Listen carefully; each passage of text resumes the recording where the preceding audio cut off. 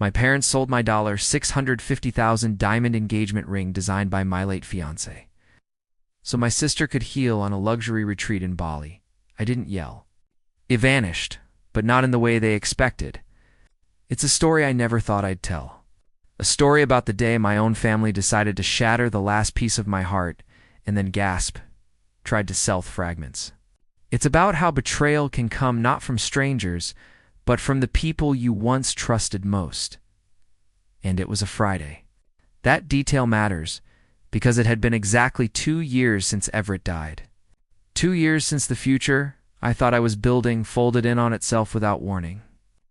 I wasn't drowning in grief anymore, at least not the kind people recognize, but it still lived inside me, settled into my bones. A constant ache that never fully left. I sat on the edge of my bed with one sock on, the other still balled in my hand, trying to shake the unease that had been following me all week. Anniversaries have a way of tightening the air. Without thinking, I reached for the second drawer of my nightstand. Same angle, same motion, same soft wooden slide. But the box wasn't there. I blinked once, then again, like my eyes were playing a trick on me. I pulled the drawer open farther and dug through everything: old tissues, random receipts, a dried candle wick. Nothing. The velvet box was gone. At first, panic didn't hit. What I felt was colder than panic, sharp. Still, like the moment before you realize something has already happened and there's no stopping it.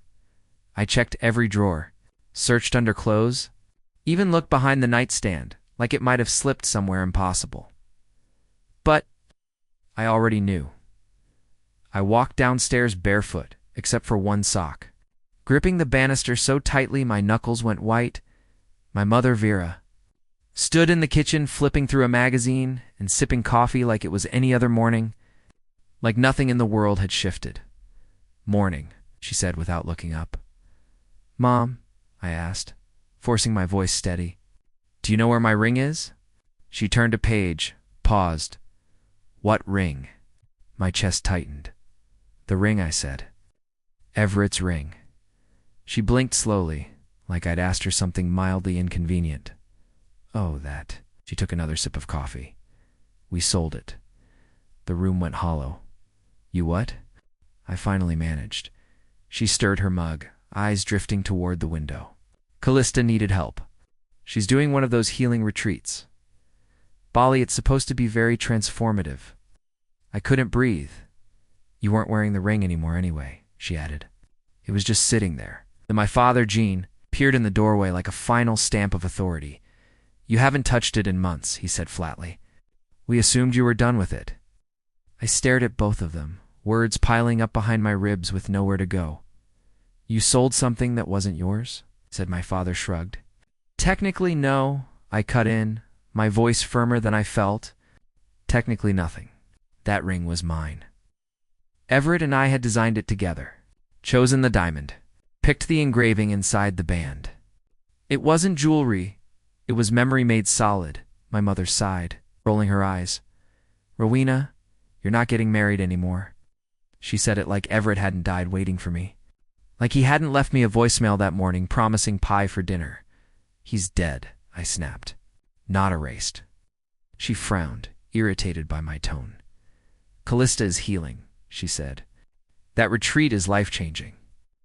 "Then maybe she should have sold something of hers," I whispered. "She doesn't have anything like that," my father muttered. I took a step back. They hadn't sold a ring. They'd sold the last piece of him. I went back upstairs without another word. Each step felt heavier than the last. In my room, I opened the drawer again, empty. Except this time, I noticed something tucked at the back. The velvet cloth. Deep navy. White daisies stitched into the corners. Limp. Hollow. I sank onto the floor and held it in my lap, tracing the embroidery with my fingers. Everett had loved daisies. Said they reminded him of our first road trip. How they'd filled a field behind a cheap motel in Utah. How something simple could still be beautiful. I sat there for a long time, outside. The sky softened into pale blue. Clouds drifted like nothing had changed, but something inside me had stopped. They didn't just sell a ring, they sold what was left of me. By Sunday night, I hadn't left my room. I hadn't eaten just water and stale crackers to keep my stomach from folding in on itself. My phone stayed off until I couldn't stand the silence anymore. When I turned it on, the first thing I saw was Callista. There she was, sun-kissed, barefoot, standing on a polished yoga deck somewhere tropical, flowers around her neck. Arms lifted like surrender was a personality trait. Healing is expensive, but worth it. Grateful to my amazing family for supporting my journey. Hearts, lotuses, praise pouring in. I stared until my hands started shaking. She was using Everett's ring money to document her rebirth. ISCROLL. It got worse. Yoga brands reposting her. A wellness blog featuring her story. From pain to power. Callista blazes. Transformation. Not a single mention of me. Not a single word about where that money came from, while she posed under palm trees. I was sleeping on the floor of my childhood bedroom because my parents had given away the bed I bought after Everett died. Too big for one person, they'd said. I didn't cry. That was the scariest part. Grief isn't always loud. Sometimes it's being erased while the world applauds the person holding the eraser. I typed without thinking. Hope the healing was worth it. I paid for it. I sent it. 10 minutes later, it was gone. At 10:42 p.m., my phone buzzed. Mom, let your sister have this moment. Don't start drama. Drama. That's what they called it. Not theft. Not betrayal drama. I didn't respond. Stared at Callista's glowing face and realized something cold and clear. In this family, existing outside their script was rebellion. 3 days later, I sat at the kitchen table with a small folder in front of me. Inside were appraisal emails, receipts, a note from Everett's parents thanking me for caring for the ring until it became part of our future. Slid it toward my father. He didn't touch it. You've been living here. Rent-free for 2 years, he said, folding his newspaper. We've given you plenty. It was just a ring. Then he slid an envelope across the table, a legal letter. Everything in this house belonged to them. I stopped. Reading halfway through, they didn't just take the ring. They wanted me to understand that nothing here was ever mine. That afternoon, I wandered into the garage without knowing why.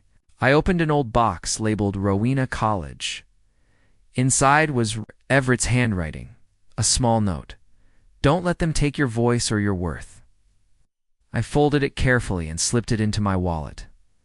That night, during dinner, my mother raised her glass. To Callista, she said.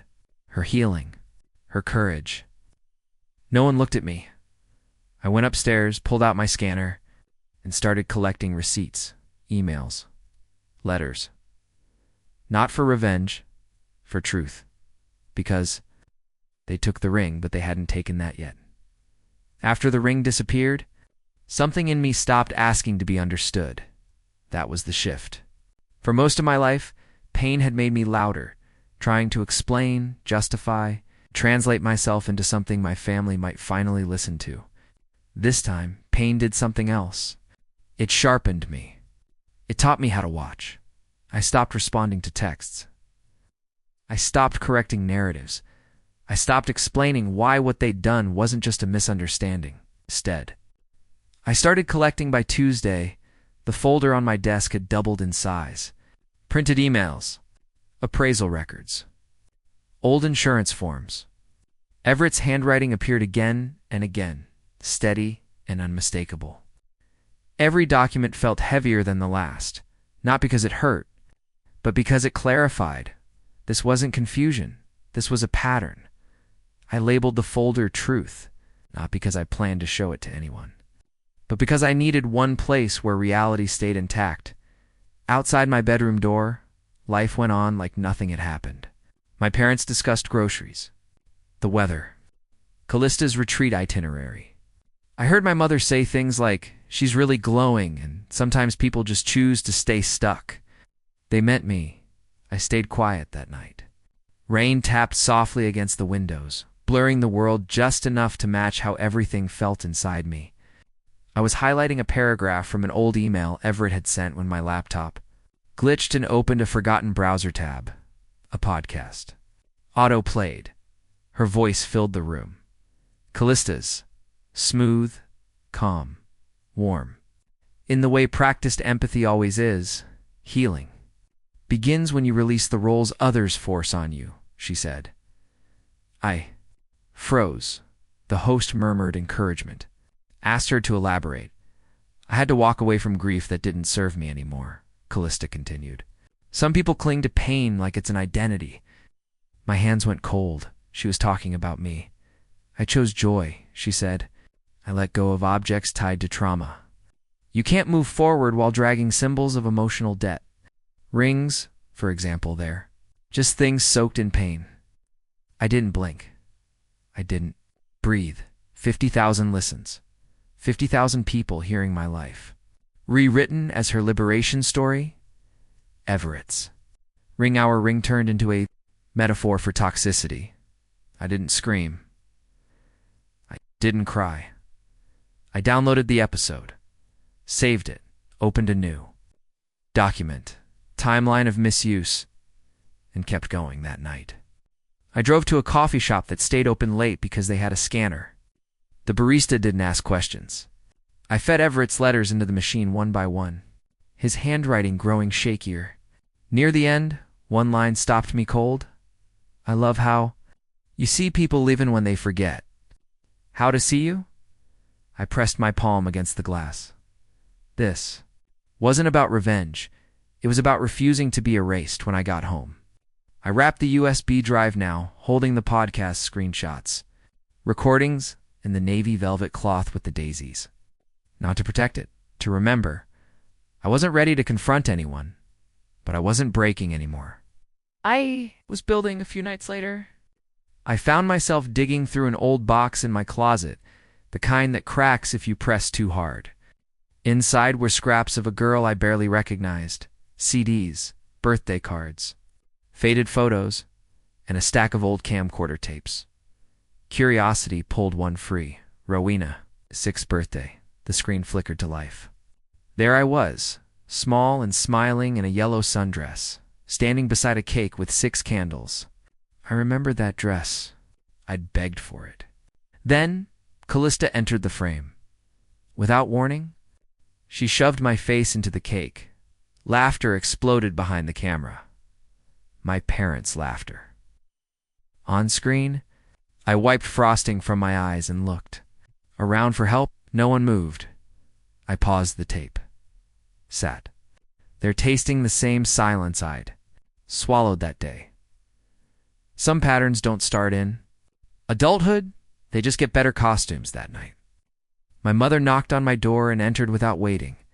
She held a small velvet box. Found these, she said softly. Your grandmother wanted you to have them. Inside were pearl earrings, delicate, familiar.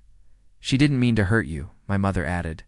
Callista just handles things differently. Almost reached for them. Almost let nostalgia blur the edges.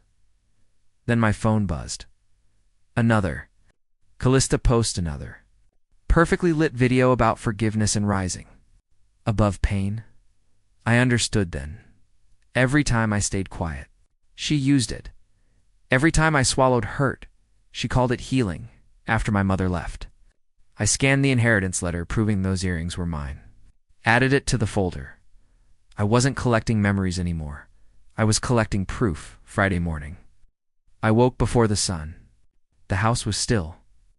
Wrapped in that early quiet that feels like possibility, I put on a blazer I hadn't worn since Everett's memorial. It fit differently now. On my nightstand sat the velvet cloth. Folded neatly around the flash drive, receipts, letters, podcast, audio screenshots, my own voice recordings. Placed everything into a folio and zipped it closed. No note. No goodbye. Walked out like I was running errands. 15 minutes later, I sat at a co-working space with rain tapping against. The window and legal templates open on my laptop. I filled them out. Calmly, ownership, appraisal, unauthorized. Sale, cross, referenced dates, emails, notarized. Letters from Everett's family confirming the ring was intended for me at exactly 10:42 a.m. I hit send, not with anger, with certainty. Then I closed my laptop and drank cold coffee that was finally, undeniably mine. That afternoon, I opened a different folder, one with nothing to do with my family. It was for the women's leadership gala I'd been quietly funding in Everett's memory. He'd believed legacy didn't need credit, just impact. The theme, reclaiming what was always yours. I finalized the slides, sent them off. Then my phone buzzed. My mother. You got mail? A gala invite. Callista got one too. They want her to speak. I laughed, once soft and dry. I didn't reply. I didn't need the stage. I'd already built the microphone. Arrived just before sunset. The venue glowed. The way expensive places always do, soft lighting, polished glass. Flowers arranged to look effortless while costing a small fortune. White daisies floated in shallow bowls across the room. I noticed them immediately. Of course I did. I checked in without giving my name. No badge, no acknowledgement. Exactly how I wanted it. Across the room, I saw them. My mother stood close to Callista, whispering praise into her ear like a stage manager giving last-minute notes. Callista wore white-tailored, dramatic, intentional. She moved like someone who believed the room existed for her reflection. I stood near the back, unseen but not hiding. My dress was simple. Black, clean lines. No statement jewelry. The velvet cloth sat folded inside my clutch, pressing lightly against my ribs like a steady pulse. The program began smoothly. Polite applause. Plates cleared. Wine refilled. Then Callista was introduced. She stepped onto the stage with practiced ease, smiling the way people do when they've rehearsed sincerity. My mother clasped her hands together like she was witnessing a coronation. Grief, Callista began, is a journey. I felt my fingers tighten around my clutch. Chas spoke about pain, about choosing light, about releasing objects tied to trauma. Not once did she say my name, but I was in every word. When we let go, she said gently, we stop letting pain define us. Heads nodded. Murmurs of agreement rippled through the room. I waited. As the applause rose, I stepped toward the event coordinator. She looked tired, focused, headset slightly askew. I have a donor message, I said quietly, handing her the sealed envelope. It's scheduled before the final speaker. She hesitated, then opened the card inside. Reed looked up at me again, this time with recognition. Okay, she said softly. I'll cue it. I returned to my place. Callista was thanking the audience. When the lights dimmed, the screen behind her flickered, white. Text appeared in memory of Everett Langford. The room went. Still, the video began. There I was, on screen, seated in a quiet room, speaking plainly into the camera. My name is Rowena, my recorded voice said. I don't need recognition tonight. I watched my mother's hand fly to her mouth. I lost my fiancé 2 years ago, the video continued. We designed a ring together, a symbol of our future. It was sold without my knowledge. Screen shifted to a photograph. Everett smiling. His arm around me. That ring wasn't just jewelry, I said. It held memory, love, and grief. The money was used for someone else's healing, while I was asked to stay silent. No anger, no accusation, just truth. This event, my voice concluded, is about reclaiming what was always yours, including your voice. The screen faded to black. No one clapped. The silence was total. Callista stood frozen near the stage, expression fractured. My mother looked like she'd been pulled out of a dream she didn't choose to wake from. I didn't wait. I walked out into the night air, letting the cold settle my breathing. For the first time in years, I didn't feel invisible. I felt finished. The next morning, my phone was a warning light. Messages stacked endlessly. Missed calls. Notifications from every direction. Callista had gone live. Tears, carefully framed. Claims of ambush? Of betrayal. She weaponized grief, she said to the camera. Blogs. Picked it up within hours. My mother texted. Once you've destroyed this family, I blocked her. Then my father blocked. Silence followed in for once. It didn't hurt. A week later, I unlocked the door to my new studio. The sign above it caught the light just enough to shimmer inside. Everything was where I placed it. Tools lined neatly. Workbenches facing wide windows. The smell of metal and heat familiar. Grounding, in the back corner, sat a glass case. Inside it, folded carefully, was the navy velvet cloth. Beneath it, simple band steel and diamond fused seamlessly. One small daisy etched along the edge. A note below read, "Not for sale." It cost everything to make. A little girl once pressed her nose to the glass and asked who made it. Someone who used to be quiet. I told her. She asked if I was better now. I smiled. I'm not quiet anymore. Didn't leave my family out of anger. I left because silence had been costing me too much. The ring is gone, so are the people who thought they owned my grief. What's left is mine. And this time, no one gets to sell it. Silence has weight.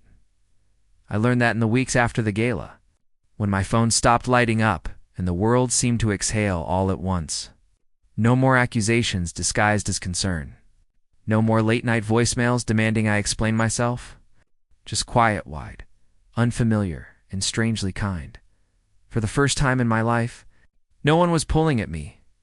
No one needed fixing. No one was asking me to carry something that wasn't mine at first. The quiet felt dangerous. Like the moment after a storm, when you're not sure if it's really over, or just gathering strength again. I slept lightly. Woke often. Listened for footsteps that never came. Then, slowly, my body stopped bracing. The studio became my anchor. Every morning I unlocked the door, turned the sign to open, and let myself exist without explanation.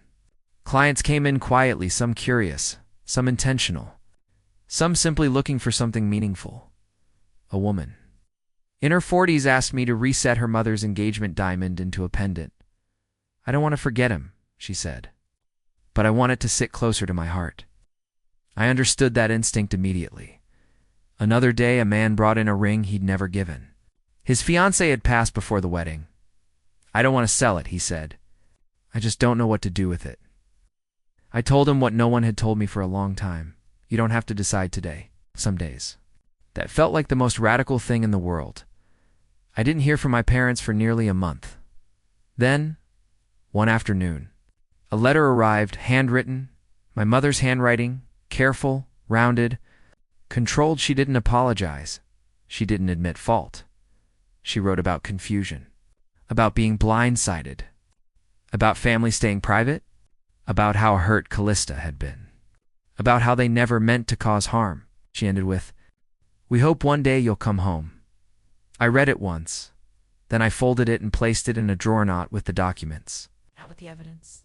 But with the things I no longer needed to carry. Some letters aren't meant to be answered.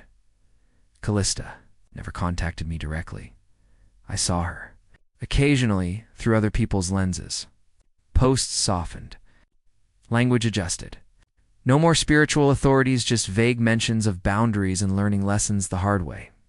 Once I overheard two clients whispering near the display case. "That's her," one said. "The ring story? The sister?" the other asked. "No," she corrected. The woman who didn't disappear pretended not to hear them, but I smiled anyway. On the anniversary of Everett's death, I didn't go to the cemetery. Instead, I closed the studio early and drove out to the coast. I sat on a cliff overlooking the water, with nothing but a thermos of tea and the wind. Tangling my hair, I took out the velvet cloth one last time. Todd held it, folded it, then placed it back into the glass case when I returned, not as a wound, not as proof, as history. Everett had loved me in a way that didn't require silence, that mattered more than anything taken from me. One evening, as I locked up the studio, I noticed a woman lingering near the doorway, mid-60s, familiar. "Face Lorraine, an old family friend. I didn't know if you'd want to see me," she said gently. I didn't know either. I replied honestly. She didn't defend them, didn't explain, didn't ask me to reconcile. She only said, "Your mother watches the video sometimes. Doesn't talk during, just watches." I nodded. That was enough, people. Assume closure comes with forgiveness. It doesn't. Closure comes when you stop bleeding over things that no longer touch you. I didn't forgive them for selling the ring. I forgave myself for thinking my worth depended on staying. The last thing I made that year wasn't jewelry. It was a small plaque mounted near the studio entrance. It read, "Nothing here is for sale unless it's given freely." People asked what it meant.